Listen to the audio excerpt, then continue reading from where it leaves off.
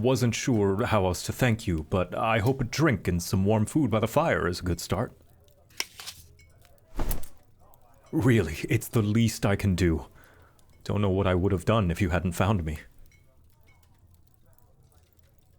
Dark vision is handy once the sun goes down, but it doesn't solve all my problems. The woods get dangerous at night, and aside from being good at swinging a hammer, I'm no warrior. My hands are made for crafting weapons, not using them. That's what I get for wandering off the main road. Again, thank you. I'll be saying that plenty more times before the day ends. That really hits the spot after traveling for so long. I've missed civilization. And yes, even a port village counts. As long as there's a tavern somewhere to warm my fur. You know, you remind me a lot of this healer I once met. This was back when I was still a cub, learning how to hold a hammer and tongs. It's not exactly a short story, but still a good one. I could share it with you if you like. Oh, I'm happy to. Kick your feet up and get comfortable.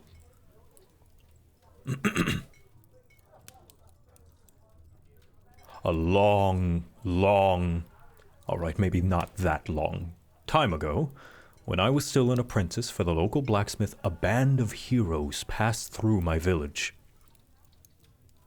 Back then, I spent most of my time with the forge master at his shop. We had a perfect view of the village square. Whoever showed up, from traveling merchants, even to a small horde of goblins that got lost on their way back from a raid, we always caught a glimpse. Same thing happened when they showed up. They were a small group, 5 or 6 at most, but their armor and weapons were leagues above anything I'd ever seen. I couldn't help but stare. As a blacksmith's apprentice, not for any other reason. But I do remember how shiny the paladin's armor was, and how the sun glinted off his shield. I didn't get too good a look, though, not at first. Even so, the forge master noticed. "Focus, boy," he yelled at me. "A proper blacksmith doesn't let himself get distracted."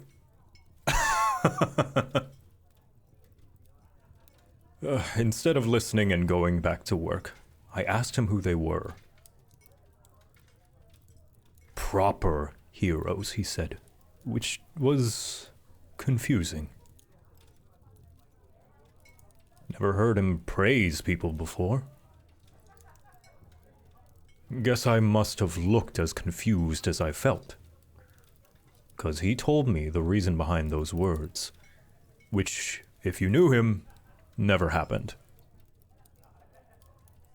He wasn't the kind to talk much, but on that day, he surprised me. Told me that the healer had saved his life once, that if it weren't for her, he wouldn't have made it long enough to become a blacksmith. Had to pick up my jaw off the floor after hearing that. As it turns out, that party had come through looking for him. Their recent battle with a dragon left most of their equipment damaged, and so they needed a skilled blacksmith to make repairs or forge new pieces. That same healer who saved my teacher's life brought him up by name.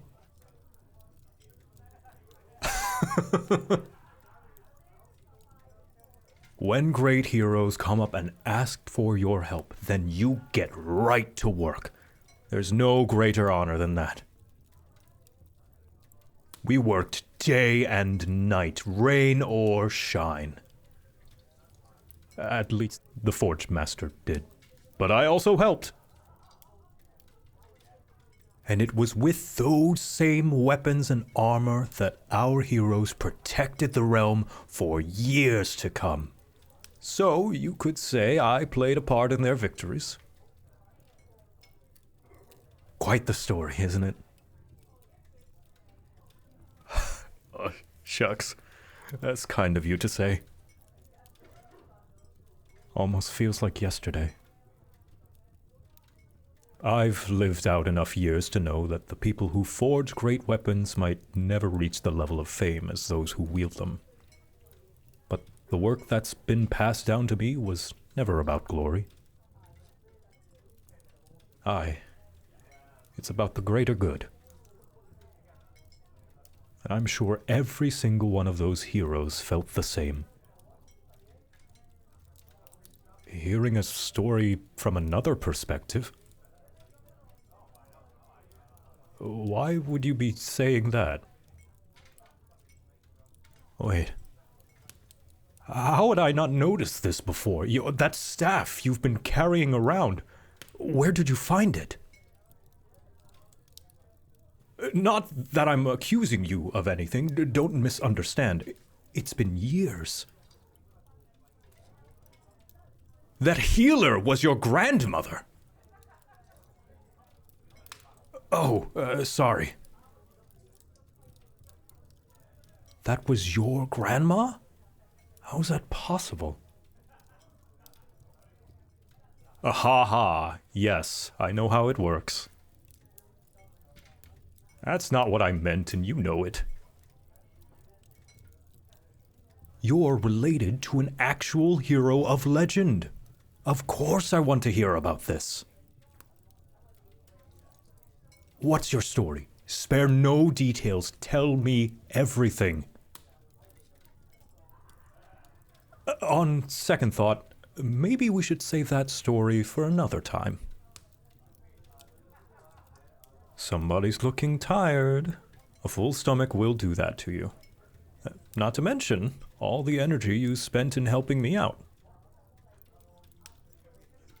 Why don't I put down some coin for your room? Think of it as my final thank you. Huh? Why not? It'll only be for one night. How about we settle for buying you breakfast in the morning, then? You should always start your day with a hearty meal, and even more so on days where an adventure awaits. Before we go, there's something I've always wondered about. Whatever happened to them? After all the fame and glory, the heroes all ended up scattered around the realm. You still hear the ballads in every tavern on the roads, but never anything new. Why is that? I figure if anyone would know, it might be you. No, you're right. That's a lot to ask this late at night. We can discuss it in the morning. Then, does that mean you'll accept my offer for breakfast? Oh, great! I had a feeling you wouldn't turn me down.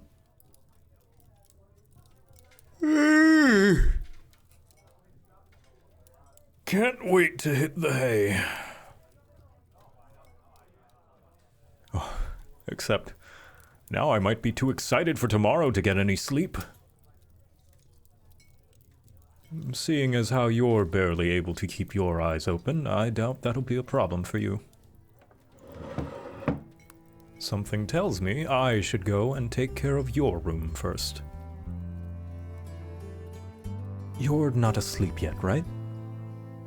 There's a couple of things we need to talk about before I forget.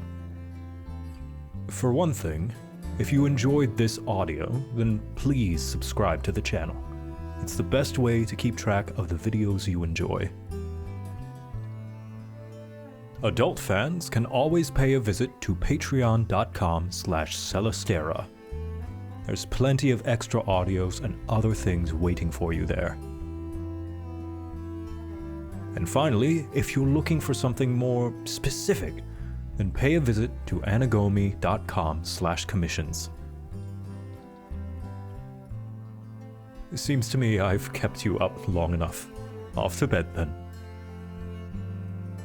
You've more than earned a good rest.